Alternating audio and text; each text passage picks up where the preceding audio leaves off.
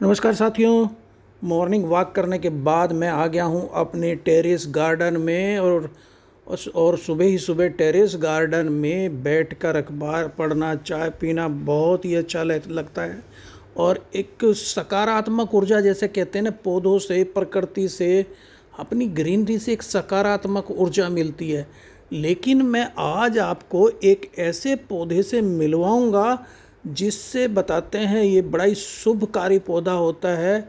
और पौधा नहीं बल्कि उसके फूल सबसे ज़्यादा शुभकारी होते हैं। जी हाँ, ये जो पौधा हमारा इंतज़ार कर रहा है, ये इसको कहते हैं काली हल्दी का पौधा।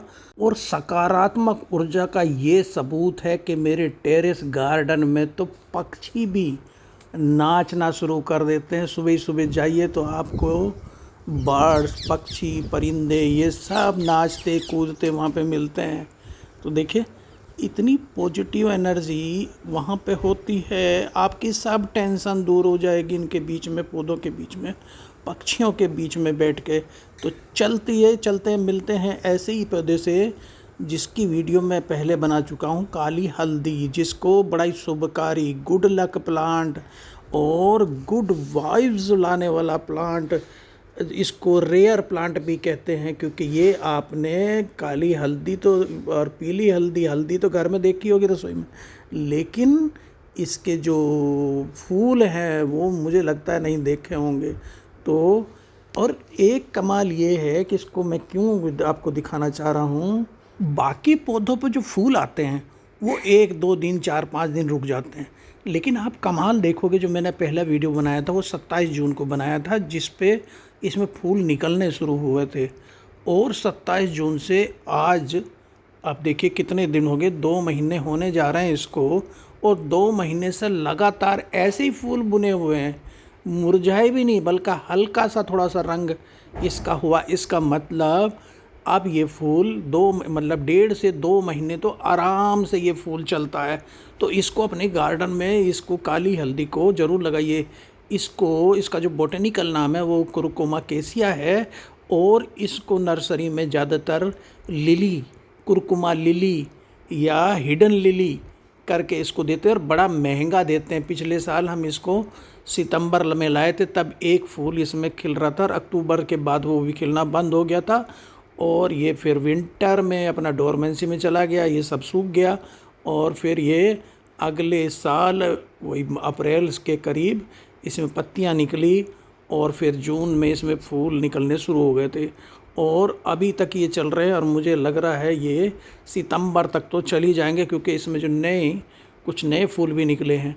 तो ये खास करके ये गुड लक, गुड वाइब्स वाला शुभकारी फूल तो है ही है। कहते हैं, इसके बारे में बताया जाता है कि इसके फूल के खिलने से ही आपके यहाँ घर में अगर ये फूल खिलता है तो समझ लो कि ये शुभकारी है, ये गुड लक लाने वाला है, टेंशन दूर करने वाला है, आपकी मनोकामना को पूरी करने वाला। इससे ऐसी ऐसी चीज़ें जुड़ी हुई हैं, और इसका इस्तेमाल पूजा में करते हैं। लोग क्या करते हैं कि जब ये फूल मैच्योर होने को होता है तब इसको तोड़ लेते हैं और फिर पूजा करते हैं। पूजा करने के बाद लाल कपड़े में लपेट के जहां आप धन रखते हो उस तिजोरी में, ऐसी जगह पर रख देते हैं, और बताते हैं कि इससे धन की वृद्धि होती है। तो ये पौधा बहुत ही लाभकारी पौधा है। इसका यूनानी नाम सिया हल्दी या काली हल्दी है, और व्यापारिक नाम इसका ब्लैक जेडोरी है। और जो हम सामान्य नाम काली हल्दी में इसे पुकारते हैं। और इसका जो सबसे उपयोगी भाग है वो इसका प्रकंद, इसके जो कंद होते हैं वो सबसे ज़्यादा इस्तेमाल होता है। इसको कुरकुमा कैसिया, जैसे मैंने बताया, काली जेडोरी, कुरकुमा लिली, वैसे ये 12 मासी जड़ी बूटी वाला पौधा है जिसमें नीले प्रकंद होते हैं। और पूर्वोत्तर भारत का ये मूल निवासी है। और जैसे कि मैंने बताया कि हिडन लिली भी इसको बोलते हैं, जड़ी बूटी है, मेडिसिनल प्लांट है, पेरिनियल हर्ब है, और जिंगी बिरेसी फैमिली का पौधा है, अदरक परिवार का पौधा है। आयुर्वेदिक नाम इसका नरकचूर है। और इसकी जो फसल है ना, 9 महीने में तैयार हो जाती है। अप्रैल में इसको बो दीजिए तो जनवरी में ये कटने, दिसंबर जनवरी में ये इसके प्रगंध निकालने योग्य हो जाते हैं। तो अप्रैल मई इसका बुआई का अच्छा समय है। और इसमें इसका फूल जो ना बड़ा दुर्लभ माना जाता है, रेयर माना जाता है, क्योंकि ये केवल मैच्योर प्लांट्स में ही निकलते हैं फूल। क्योंकि फसल तो 90 दिन में तैयार हो जाती है, लेकिन जो मैच्योर फूल होते हैं उसमें ही निकलते हैं, इसीलिए शुभ माना जाता है। लाल रेशमी रुमाल में रखने से धन में वृद्धि होती है बताया जाता है। लक्ष्मी पूजा में चढ़ा जाता है, सकारात्मक ऊर्जा लाता है। मनोकामना आप बोल के मनोकामना और इसको अपने उसमें रख दीजिए जहाँ पैसा वैसा रखते हैं आप, तो बताते हैं मनोकामना भी पूरा हो जाती है आपकी। और आषाढ़ से लेके, अगर हिंदी महीनों की बात करूं तो आषाढ़ से लेके सावन तक मानसून में इसमें खूब फूल निकलते हैं। अच्छी सोच का प्रतीक माना जाता है। आपने लगा रखा है तो ये माना जाता है कि आपकी सोच एक अच्छी है। काफ़ी पुराने पौधे में निकलते हैं और 1.5 से 2 माह तक चलते हैं इसके फूल। बड़ा ही सुंदर लगते हैं गार्डन में। आंशिक छाया या फुल खेती तो क्योंकि खेत में होती है तो फुल सन में ही होगी, लेकिन मेरे यहाँ ग्रीन नेट में पौधों के बीच में ये पौधा रखा हुआ है। इसको गणेश भगवान को भी इसको चढ़ाते हैं, इसका यूज होता है गणेश भगवान की पूजा में भी। बड़ा होने के बाद जब फूल बड़ा हो जाता है तो धीरे धीरे जैसे कुछ फूल इसमें से अब हल्का कलर लेने लगे, मुरझाए से सूखने से लगने लगे। और जितने भी हम पौधे लगाते हैं ना सभी में नहीं निकलता। इसको दूध में, जैसे कि फ़ायदे में बताओ, दूध में मिला के पियो तो बहुत सारे रोगों में फ़ायदेमंद होती है काली हल्दी। दूध में मिलाकर पीने से बताते हैं गले की खराश, खांसी, थकान, चोट, दर्द ये सब ठीक हो जाते हैं। और जो एक मैंने बताया ना कि इसके फूल को तोड़ के लाल कपड़े में लपेट कर अपनी तिजोरी में रखें तो धन की वृद्धि होगी। उसके पीछे भी एक एक्चुअली कारण है, क्योंकि पहले क्या था, बहुत ज़्यादा चिकित्सीय अस्पताल वगैरह थे नहीं, दवाइयाँ थी नहीं, तो लोग हल्दी के फूल को काले कपड़े में रख के सुखा लेते थे। और जब किसी महिला को बच्चा होता था तो उस प्रसूता को अगर ब्लीडिंग ज़्यादा हो रही है तो उस सूखे फूल को जो हमने लाल कपड़े में लगा के रख के सुखा के रख रखा है उसको दूध में घोल के पिला देते थे। तो ये काली हल्दी से के कारण, क्योंकि इसमें चिकित्सीय गुण है, वो ब्लीडिंग रुक जाती थी, तो इसलिए उसके पीछे साइंटिफिक कारण यही रहा होगा जो मुझे लगता है। तो ये बहुत ही फ़ायदेमंद, इसका मतलब प्रकंद तो है ही है, कंद तो है ही है, बल्कि फूल भी इसका बहुत ही शुभकारी इसीलिए कहा जाता है। इसका एक फ़ायदा और है, आप अपने गार्डन में एक बार लगा दीजिए, बार बार लगाने की ज़रूरत नहीं है, अपने आप अपने टाइम पे फिर उगना शुरू हो जाता है, फिर इसमें पत्तियां निकलनी शुरू हो जाती हैं। और एक बात यह है कि बाकी पौधों में फूल जो निकलते हैं पहले उनसे तना निकलेगा, फिर पत्तियां निकलेंगी, तने से फिर निकलेंगे फूल। इसमें क्या सीधे पत्तियां निकलती हैं और पत्तियों से ही एकदम से स्पाइक निकलती है, स्पाइक पे फूल आता है। तो एक चीज़ अलग इसमें ये है।